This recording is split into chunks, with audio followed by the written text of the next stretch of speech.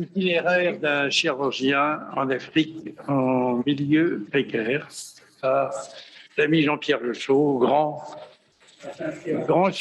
infirme, oui. Mais il était chirurgien avant d'être infirme. Une espèce de conte, un conte africain qui est complètement hors sujet. C'est l'itinéraire d'un chirurgien en milieu précaire en Afrique. Et c'est dans ce spectacle qu'un chirurgien vieillissant, lassé de la vie parisienne, décida un jour d'imprimer à sa vie un nouvel itinéraire. Ça aurait pu être Compostelle. Ce fut l'Afrique dans le sillage du premier humanitaire, Albert Schweitzer, dont il adopta la formule philosophique « respecter le vivant ». C'est pourtant précisément vers l'un des pays d'Afrique où ce précepte est le moins respecté qu'il dirigea ses pas. C'est la province du Nord Kivu, dans le nord-est de la République démocratique du Congo. C'est une province martyre où des bandes armées multiples terrorisent la population et massacrent les civils. C'est également un immense désert chirurgical où pour plus de 6 millions d'habitants, on dénombre à peu près 6 chirurgiens diplômés. Et vous connaissez depuis le travail du Lancet en 2015 les conséquences de ce désert chirurgical sur lequel je n'insiste pas. Et en ce qui concerne le continent africain lui-même, qui représente 25% de la charge pathologique mondiale, il ne dispose que de 1,3% du personnel de santé qualifié. Les débuts chirurgicaux furent très précaires. Pas tout à fait comme ça, cependant, heureusement, ni comme ça, mais très souvent comme ça, et parfois même comme ça. Ce n'est que plus tard que grâce à sa trousse chirurgicale, sa trousse à outils suédois et trousse à outils de cuir disponible sur commande uniquement Faubourg Saint-Honoré, qu'il put exercer sa chirurgie. Quelque temps plus tard, il disposa d'un bloc opératoire. Le voici, en tout point comparable à celui de l'embarrainé d'Albert Schweitzer, qui est celui-là. C'est dans ces conditions qu'il put exercer sa chirurgie. Sa chirurgie, c'est celle qu'il avait apprise dans les années 1970 avec son maître vénéré Jean Moreau, ici présent à l'hôpital Bichat. Une chirurgie remarquable par sa discrétion, par son caractère non traumatique, son efficacité, son raffinement, son élégance, à laquelle il ajouta un caractère qui manquait totalement, la rapidité d'exécution. Quant à son âge, à son ancienneté, Rony Broman lui-même dit que les chirurgiens âgés plus généralistes et plus cliniciens sont généralement mieux adaptés à l'exercice de leur métier en situation précaire, ce qui est tout à fait vrai. C'est ainsi qu'il put affronter avec sérénité des situations pathologiques inhabituelles telles que celle-ci, telles que celle-là. Quant aux suites opératoires, il mit en place la réhabilitation précoce en chirurgie bien avant les travaux de Kellett, en l'absence de toute possibilité d'exercer une réanimation post-opératoire convenable. Bientôt, dans le cadre d'organisations telles que Chirurgie solidaire et plus tard la chaîne de l'espoir, il partagea sa chirurgie africaine avec de jeunes médecins généralistes appelés à exercer dans des hôpitaux de brousse en insécurité totale et à assumer la chirurgie sans aucune formation préalable. Ce furent donc des compagnonnages au bloc opératoire, des formations à la suture chirurgicale et à la formation des nœuds sans aucun moyen mécanique. Également un enseignement au tableau noir de ce qu'il est convenu maintenant d'appeler la chirurgie essentielle, ainsi qu'un enseignement au lit du malade. L'efficacité de cette formation a été démontrée récemment lors des rencontres internationales de chirurgie francophone à l'Académie de chirurgie par un cas rapporté par l'un de ses élèves les plus anciens qui avait opéré une femme enceinte à terme, blessée par balle, à qui il fit simultanément une double résection du grêle et une césarienne, et il nous envoyait cette photo très émouvante du chirurgien, le docteur patient de Bunagana, ainsi que sa patiente et son fils quelques mois plus tard. À la formation chirurgicale fut associée évidemment la formation à l'anesthésie, ainsi qu'au métier d'infirmière de salle d'opération. Mais il demeurait un problème non résolu pour le chirurgien. Est-ce que respecter le vivant signifiait qu'il fallait simplement le soigner et le guérir? Jean-Christophe Ruffin n'est pas du tout de cet avis et il considère que dans la globalité, il ne faut pas seulement soigner l'homme et assurer sa survie, il faut l'éduquer et lui permettre de se développer.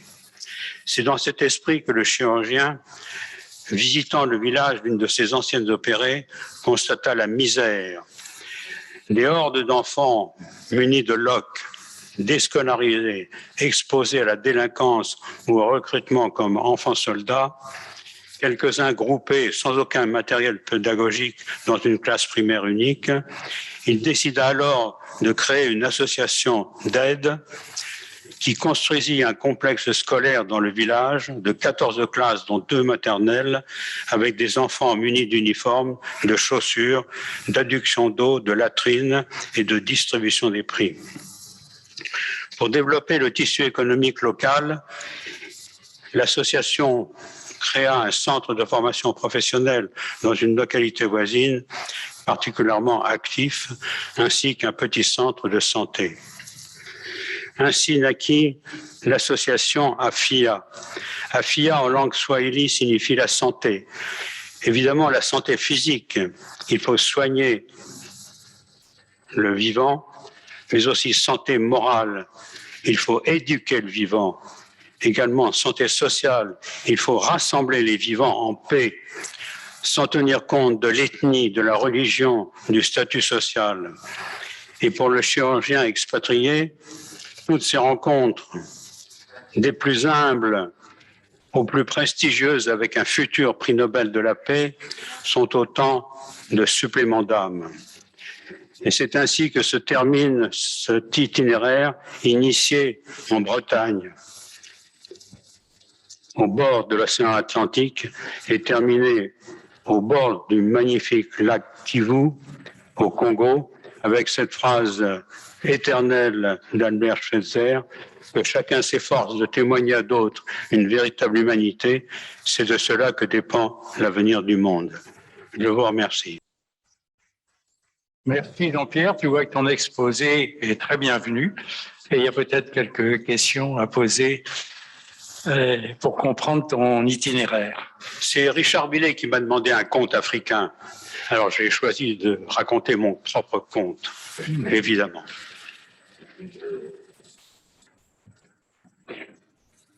Tu as commencé quand? J'ai commencé en 2007 et l'association a été créée en 2010. D'accord. Et à l'heure actuelle, Le Kivu est toujours dans la même situation. C'est toujours des groupes armés contre une armée officielle d'efficacité très douteuse. Et donc, il n'y a aucune solution à prévoir dans le cadre de la paix prochaine. Et je pense que Denis Mukwege peut nous confirmer, malheureusement, ce pronostic très sombre. Très bien. Question? Oui. D'accord. Bon. Ah oui. Olivier Jardet, merci beaucoup à Monsieur Le Chaux pour ce très beau conte et qui me fait une réflexion globale sur notre propre métier. C'est-à-dire que nous avons un métier où effectivement les échanges et les modifications sont la base de la chirurgie. À titre personnel, même si c'est pas la beauté de tout ce que vous venez de nous raconter, j'ai fait 3 stages à l'étranger. Je crois qu'il faut absolument accueillir en France des étudiants étrangers, mais il faut bien les accueillir. Et j'insiste bien là-dessus parce que sur mes 3 stages à l'étranger, il y en a un où j'ai pas été bien accueilli. Je veux pas dire avoir été rejeté, mais un peu mis de côté. Et je veux dire franchement, je garde non seulement un mauvais souvenir de ce pays, mais je garde un mauvais souvenir de la globalité quand on en parle. Et donc, oui, la France a un rôle important de formation, mais il faut ne pas négliger l'accueil et que cet accueil soit de qualité. Merci. Écoutez, dans mon expérience, l'un de mes anciens élèves que j'ai fait venir en France n'a eu de cesse que d'apprendre la cellullochirurgie pour la développer à Goma dans un but strictement lucratif. Et je ne pense pas que ce soit véritablement un exemple et je n'ai pas envie de le renouveler.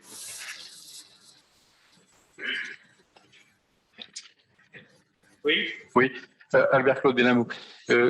Jean-Pierre, est-ce que tu peux nous raconter la suite de l'association AIA?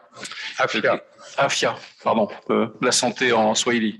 Est-ce qu'il y a un lien possible entre les actions humanitaires sanitaires et les actions éducatives? Peut-être un lien avec la chaîne de l'espoir? Est-ce que quelque chose peut se construire dans ce concept plus global de l'action humanitaire? C'est-à-dire que la chaîne de l'espoir a pris en charge les fonctions éducatives d'AFIA dans les dernières années, mais malheureusement, il s'agissait d'une aide non officielle, d'une aide officieuse sans aucune autorisation légale. Et très récemment, l'administration de Goma, où se déroulait cette formation, nous a fait savoir qu'on devait cesser cette formation qui n'avait aucune raison d'être. Et donc, c'est un échec complet qui, malheureusement, nous désole complètement, et la chaîne de l'espoir également avec nous, bien sûr. Oui. Merci Alain Lechaud pour ton exposé qui nous montre ton engagement presque monacal pour ce que tu as fait et je te félicite. Il me vient une question, c'est qu'est-ce qui va se passer après toi? Est-ce qu'il y aura des successeurs pour continuer ton œuvre? Non, il n'y a aucune succession possible. J'aurais voulu reprendre cette formation que j'ai terminée avec Bernard Ponce d'ailleurs. Et malheureusement, il n'y a aucun espoir que ce soit officialisé, car l'administration locale ne veut absolument pas entendre parler d'une participation française dans cette formation-là. Donc, aucun espoir pour l'avenir, malheureusement. Non. Pardon? Bien, merci Jean-Pierre, merci.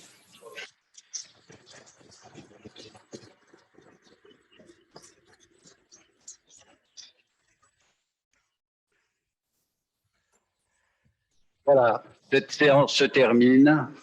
Jean-Pierre, nous te remercions beaucoup. Cette séance a été passionnante, très instructive. Nous remercions beaucoup l'Académie nationale de médecine de nous avoir accueillis. Les thèmes abordés confirment l'excellence de la chirurgie française et francophone, malgré les difficultés actuelles qui se profilent et qui nous inquiètent. Notamment l'excellence de la chirurgie française dans le savoir-faire, dans tous les domaines de l'exercice chirurgical, et post-opératoire, pour tous, et particulièrement pour les plus démunis, dont nous avons parlé toute la matinée en Afrique et en Asie du Sud-Est. Je vous remercie à tous, et à ceux à qui je n'ai pas encore fait, je vous souhaite la bonne année.